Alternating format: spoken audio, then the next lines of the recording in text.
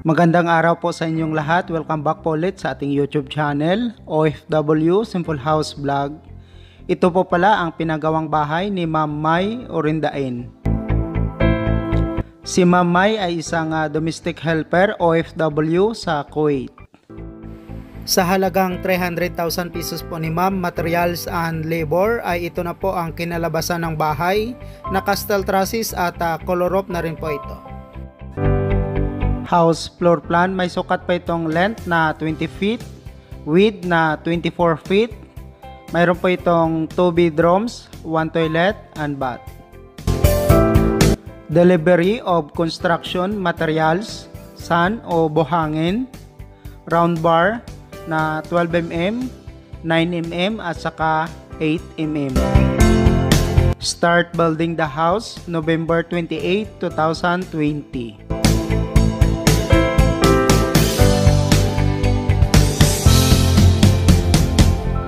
This house is located in Saipon, Lika, Amlang, North Cotabato, Mindanao, Philippines.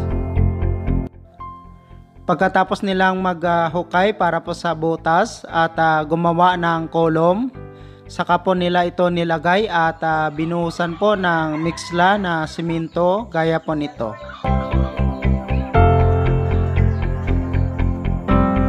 Sana mapanood nyo po hanggang dulo at para po malaman nyo kung magkano po ang inabot ng bahay ni Ma'am sa sukat na 20 by 24 feet. Itong sukat po na 20 by 24 feet na may dalawang bedroom at saka isang toilet and bath ay abot kaya po ng karamihan nating mga kababayang OFW. Maganda na po ang kinalabasan sa ganitong total cost sa paggawa ng bahay.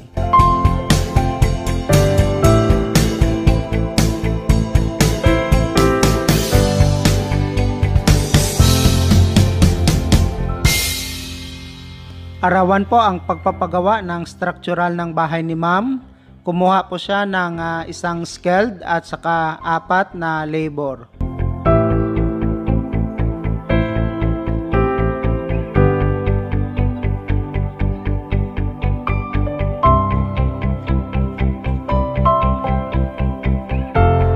Labor rate po pala natin sa Amlang, North Cotabato, Mindanao, Philippines.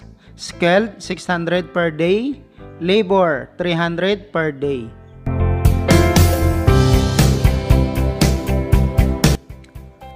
Sa pagpapagawa po ng bahay, lalo po sa probinsya, ay marami po kayong makukuha na skilled at saka labor. Depende po yon sa inyo kung magkano po ang ibabayad ninyo at kung papayag po sila sa ganong presyo. Pero ibabase nyo rin po kung magkano po ang arawan ng skilled sa inyong lugar at ganon din po sa labor. Mayroon pong ibang skilled na humihingi ng 600 per day at saka mayroon din po kayong mahanap na ibang skilled worker na pumapayag ng 500 pesos per day.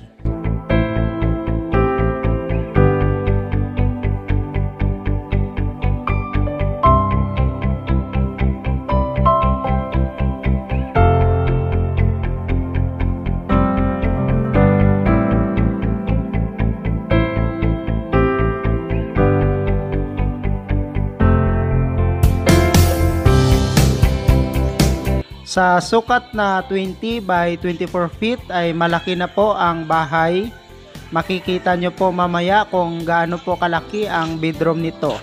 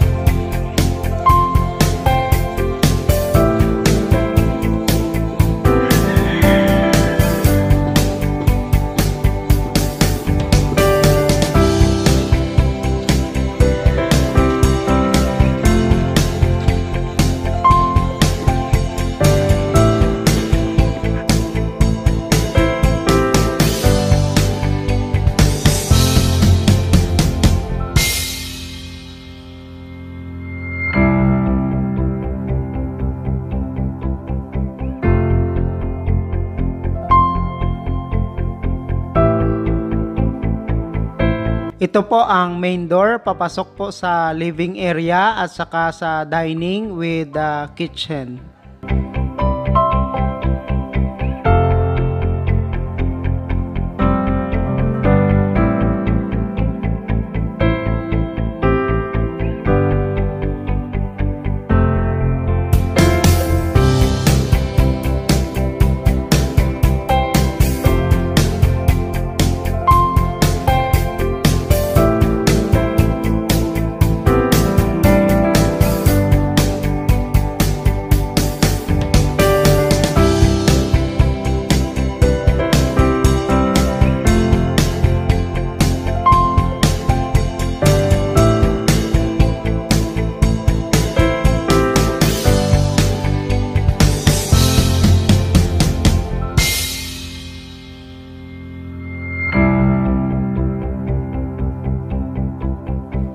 Sa gitna po ng dalawang bedroom ang toilet and bath.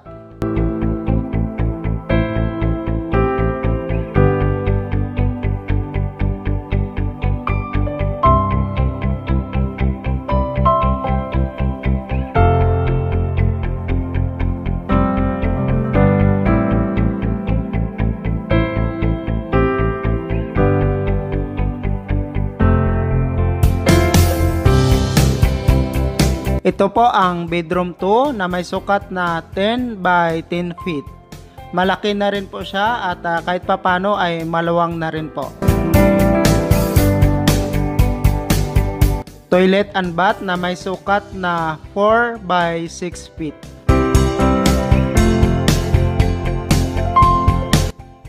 Bedroom 1, may sukat po itong 10 by 10 feet.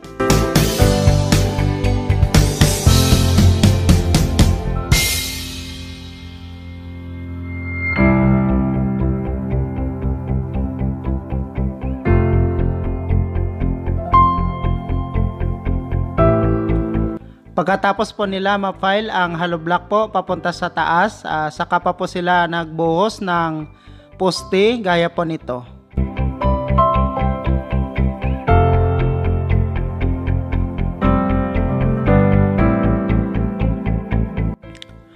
Kung mapagawa po kayo ng bahay, standard po ang taas ng bahay na 14 na patong na hollow block mula po sa flooring. At dapat po may 3 patong na hollow block mula po sa tuktok ng bintana at saka sa pintuan bago po mag-beam para at least standard po ang taas nito. Umabot po ng 1,500 pieces na hollow block ang nagamit dito sa sukat ng bahay na 20 by 24 feet.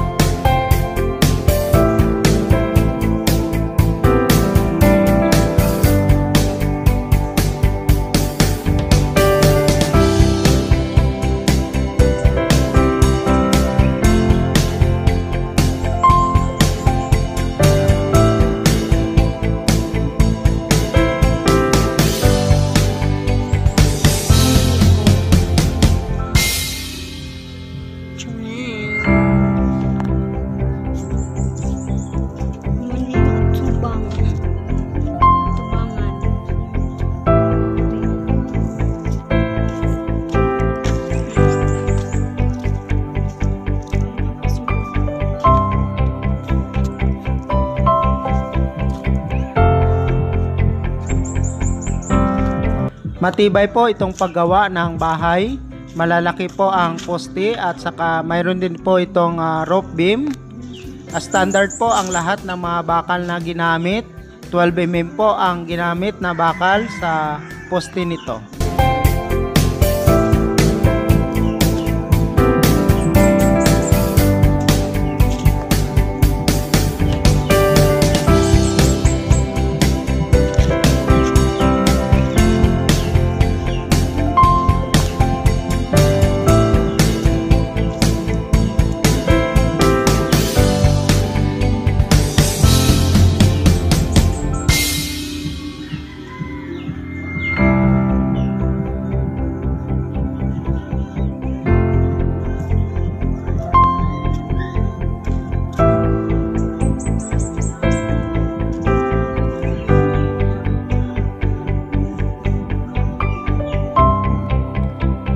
House structural cost 146,750 pesos.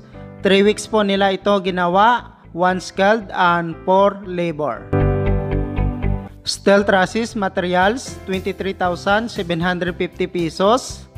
Labor cost na 40%, 9,500 pesos. Total cost of 33,250 pesos. Rib type color rope long span, red color po ang napili ni ma'am para sa bubong ng kanyang bahay. 0.40mm po ang kapal nito. Rib type color rope with gutter and labor, total cost of 60,000 pesos. Installment po ang bubong ng bahay ni ma'am. Ako po ang nag-repair nito sa kay Bossing.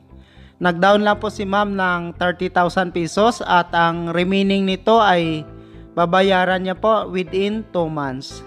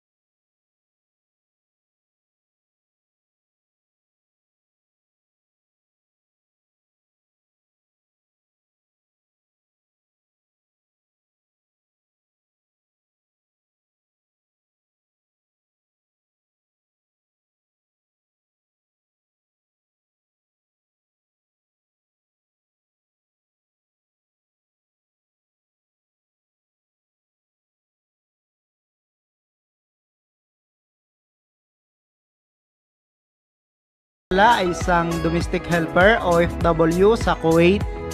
More than 11 years na rin siyang abroad. May asawa at 2 anak na nag-aaral sa college. From Lang, North Cotabato, Mindanao, Philippines.